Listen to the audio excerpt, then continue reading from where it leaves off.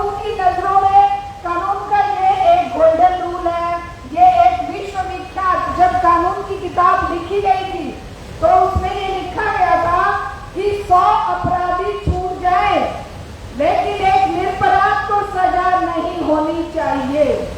आज ये कानून, आज जिस व्यवस्था की मुट्ठी में कैद ये कानून किस तरह से निरपराध 20,000 से ज्यादा शिक्षकों को सजा दे रहा है, ये एक ऐसा कार्य है, एक ऐसा परिणाम है जो हमारे बच्चों के परिवारों पे, हमारे इन बच्चों पे, हमारे टीचर्स पे कितना गहरे भाव दे रहा है। इसे वही महसूस कर सकता है जो इसे झेल रहा है।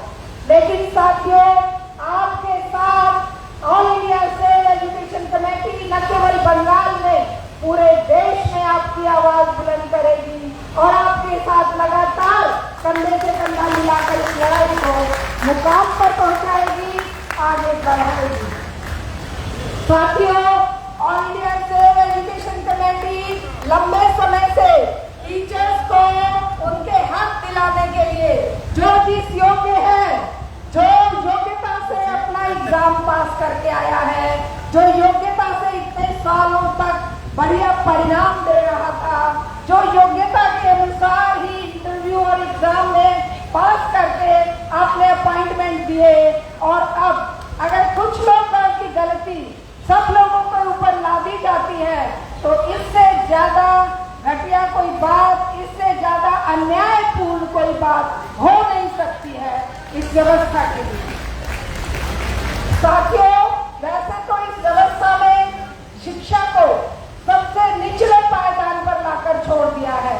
लाखों की संख्या में स्कूल बंद कर दिए जा रहे हैं, टीचर्स की नौकरियां खत्म की जा रही हैं, और सरकार चाहे किसी भी पार्टी की हो, चाहे वो बीजेपी की केंद्र में हो, चाहे वो स्टेट्स में हो, चाहे वो ममता बनर्जी की बंगाल में हो, चाहे वो किसी भी स्टेट की हो, सभी स्टेट में टीचर्स की ऐसी दुर्गति है, शिक्षा का बुरा हाल है, क्योंकि स्कूल क्लोजर और मर्जर पे बंगाल भी अपने आप को बिल्कुल बढ़िया तरीके से आगे बढ़ाने में लगा हुआ है। स्कूलों पर ताले लग रहे हैं, और जिन बच्चों को अपने जीवन में जिस चीज के लिए हर इंसान डायरेक्ट और इनडायरेक्ट टैक्स पे कर रहा है, उस टैक्स को क्या हमारे इन बड़े बड़े पूंजीपतियों के कर्जे माफ करने के लिए लगाएंगे और टीचर्स को उठाकर सड़क पर फेंक देंगे? लगातार आपके पास पैसा नहीं है, आपके पास संसाधन नहीं है, लेकिन आपके पास करोड़ों, हजारों करोड़ रुपया इन पूंजीपतियों के माफ करने के लिए है और उन्हें विदेशों में भगाने के लिए है। जनता जो कष्ट अपने पसीने की मेहनत की कमाई से एक एक निका पैसा अपना देती है टैक्स के इनडायरेक्ट रूप में, उसके लिए तुम्हारे पास ना शिक्षा है, ना चिकित्सा है, ना बिजली पानी की सुविधा है, और ना ही महंगाई पर कंट्रोल है, ना बेटियों की सुरक्षा है। साथियों, अभी कुछ दिन पिछले 2 साल पहले शायद कितना घृणित अपराध बंगाल में हुआ, आज तक उस डॉक्टर बेटी को न्याय नहीं मिला है। और अभी ये देखिए आप लोगों की जो हालत है, कितनी बेटियां कितना कष्ट सहकर यहाँ तक पहुंची है, कितने बेटे यहाँ तक पहुंचे हैं।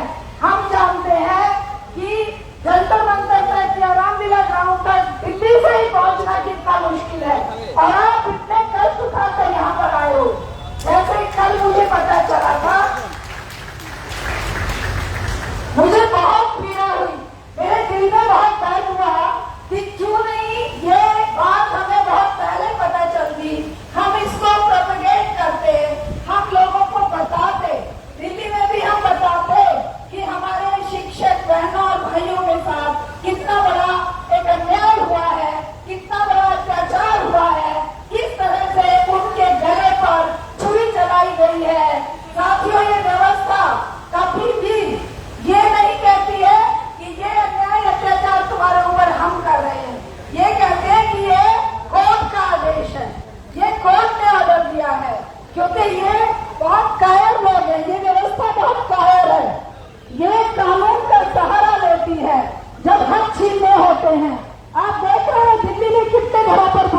चल रही हैं।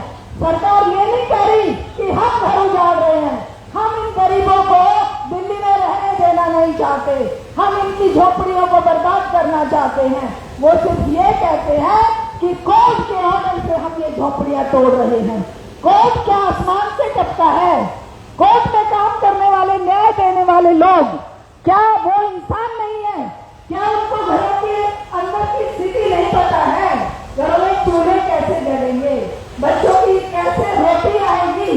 अगर टीचर्स को सड़क पर फेंक दिया तुमने, वो जो बच्चे इतनी मेहनत करके, इतना पैसा खर्च के टीचर बने थे, एग्जाम पास करके, आज उनके घरों में अंधेरा कर दिया है इस न्याय व्यवस्था के नाम पर, इस सिस्टम ने।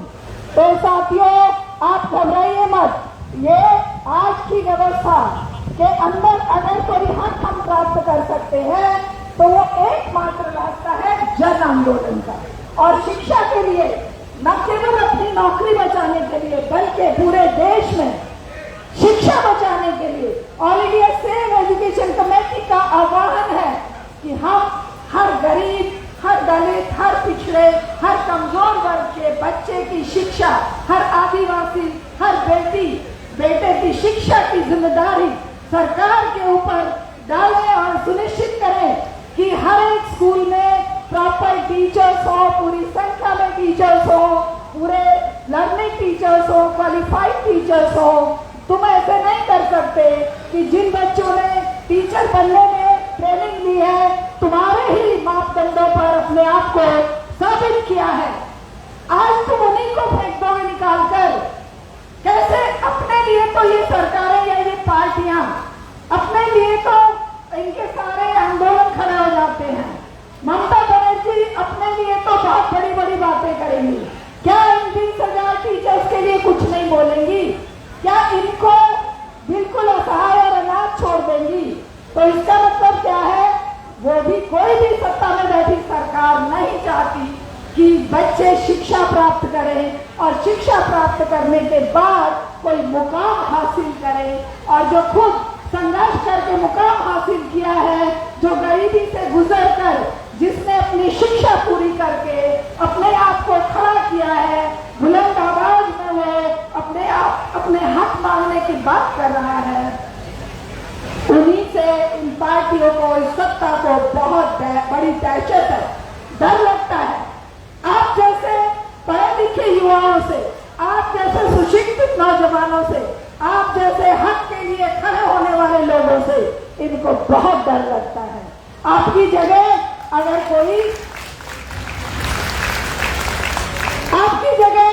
कोई धर्मांधता में डूबा हुआ व्यक्ति होगा, अगर आप ही उस धर्मांधता का नमूना पेश करते तो शायद आपके ऊपर हेलीकॉप्टर से फूल बरसाए जाते, जैसे बरसाए जा रहे हैं।